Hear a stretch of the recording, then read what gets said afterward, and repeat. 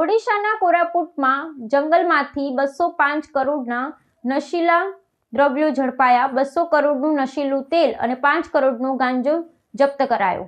ઓડિશા રાજ્યના કોરાપુટ જિલ્લામાં સુરક્ષા દળોએ માદક પદાર્થોના વ્યવસાય વિરુદ્ધ અત્યાર સુધીની સૌથી મોટી કાર્યવાહી કરતા કરોડો રૂપિયાના નશીલા દ્રવ્યોનો જથ્થો ઝડપી પાડ્યો છે। કોરાપુટ જિલ્લા પોલીસે ગુપ્ત બાતમીના આધારે પડવા પોલીસ મથકની હદમાં આવેલા જોલાપુર જળાશય નજીકના ગાઢ જંગલોમાં દરોડો પાડ્યો હતો। આ સફળ સુરક્ષા અભિયાન દરમિયાન વહીવટીતંત્રએ આંતરરાષ્ટ્રીય બજારમાં આશરે 200 કરોડ રૂપિયાની કિંમત ધરાવતું 1800 લીટર નશીલું તેલ અને 5 કરોડ રૂપિયાની કિંમતનો 1000 કિલોગ્રામ ગાંજાનો જથ્થો હસ્તગત કર્યો છે।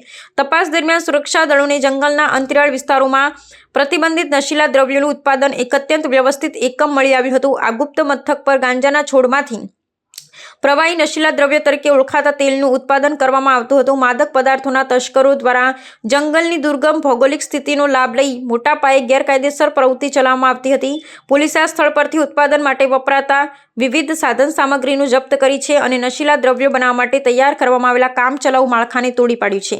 આ ઘટનાએ રાજ્યમાં સક્રિય નશીલા દ્રવ્યોની તસ્કરી કરતી ગેંગના મનસૂબા પર પાણી ફેરવી દીધું છે।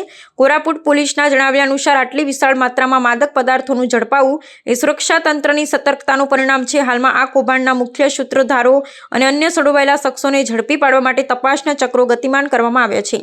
વહીવટીતંત્ર દ્વારા આ મામલે આંતરરાજ્ય કડીઓની પણ તપાસ કરવામાં આવી રહી છે, જેથી નશાના આ કારોબારના મૂળ સુધી પહોંચી શકાય।